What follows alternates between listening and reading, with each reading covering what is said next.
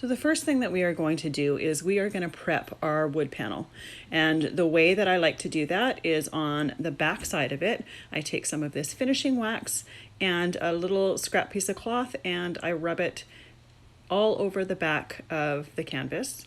And what this is going to do, it's going to help prevent the resin drips from sticking. It's going to help let us remove the drips from the piece once we are done. I just keep that little piece of cloth right in the wax and use it over and over each time. So next we're going to do the painting on the wood piece. Now you could use the acrylic paints and color your resin with the acrylic paints, but the reason we're doing it this way is just going to simplify the whole process, because when it comes to mixing your resin, you just need to mix a clear and a little bit of white this way because your piece is already colored. So for a beginner, this is just the simplest way to do it. So I'm starting at the darkest part of the canvas, or the darkest part that I want, and I am painting liberally. I want to make sure to paint the sides. I like it when the sides match the front of the canvas. If you wanted, you could paint the sides white, paint them black, paint them whatever color you want, just a solid color. But I like to paint them the same color as the front, and then I let my resin drizzle over the sides of the canvas as I am working.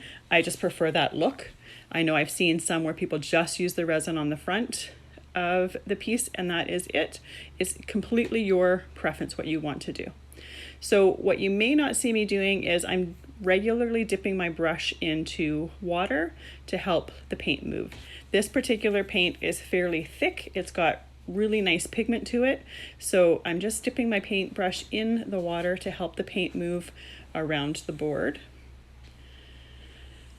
And I only have two colors, and while painting I'm just mixing the two colors together. That way I don't need to have a lot of different colors when I'm starting.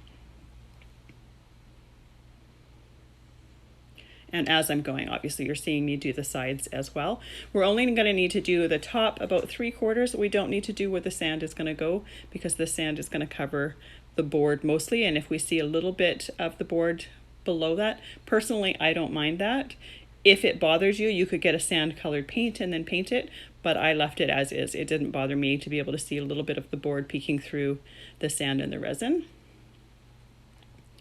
The other thing that you want to do regularly is go over the whole piece up and down so that we're mixing the darker and the lighter color evenly so that we have a fairly even transition between the two colors.